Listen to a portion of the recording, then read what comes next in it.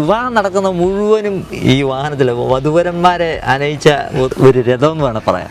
അപ്പൊ നമ്മൾ ഈ അംബാസഡർ ചെയ്തപ്പോ ഇതിൽ എന്തൊക്കെയാണ് പ്രത്യേകതകൾ? പ്രത്യേകത എന്ന് പറഞ്ഞാൽ ഇതിന്റെ ഹൈലൈറ്റ് എന്ന് പറഞ്ഞാൽ ഈ ബോണറ്റ് പ്രത്യേകത അലുമിനിയാണ്. ഈ ഫ്രണ്ടിലത്തെ ഈ ഒരു വാല് പോലത്തെ സംഭവം അലുമിനിയാണ്. പിന്നെ ഇതിന്റെ ഈ പിന്നെ എംബ്ലം അത് നമ്മൾ ചെയ്തിരിക്കുന്നത് അലുമിനിയത്തിൽ ചെയ്തിരിക്കുന്നത്. പിന്നെ ഇതിന്റെ ഹെഡ്ലൈറ്റില് നമ്മൾ ഏറ്റവും കൂടുതൽ ശ്രദ്ധിക്കുന്ന ഒരു സംഭവമാണ് ബ്ലാക്ക് ഡോട്ട് അല്ലേ? പണ്ട് കാലത്ത് എനിക്ക് തോന്നുന്നു ഈ ബ്ലാക്ക് ഡോട്ട് ഇല്ലാത്ത വണ്ടികൾക്കൊക്കെ ഫൈൻ അടിച്ചു കൊടുത്തിരുന്നു അല്ലേ? ഉണ്ടെന്ന് തോന്നുന്നു മിക്ക വണ്ടികളിലുള്ള പഴയത്. അതെ. പിന്നെ അതിൽ എടുത്തു പറയാനുള്ള ഒരു സാധനം ബമ്പറിൽ ഈ റബ്ബർ അതുപോലെ തന്നെ ഈ നമ്പർ പ്ലേറ്റ് ഇങ്ങനെ തള്ളി അടിയിലേക്ക് നിൽക്കും.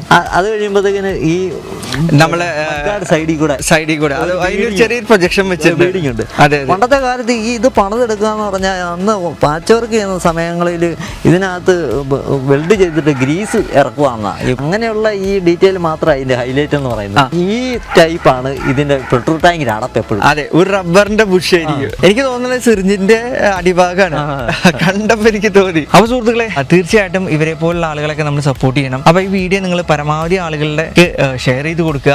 അതുപോലെ തന്നെ ഇത് വാങ്ങിക്കാനും ഇതുപോലെ ഒരെണ്ണം ചെയ്തെടുക്കാനും ആഗ്രഹിക്കുന്നവർക്ക് നമ്മളെ രാജീവേട്ടനെ കോൺടാക്ട് ചെയ്യാനുള്ള നമ്പർ ഞാൻ ഈ വീഡിയോന്റെ കൂടെ ഞാൻ ഇടുന്നുണ്ട്.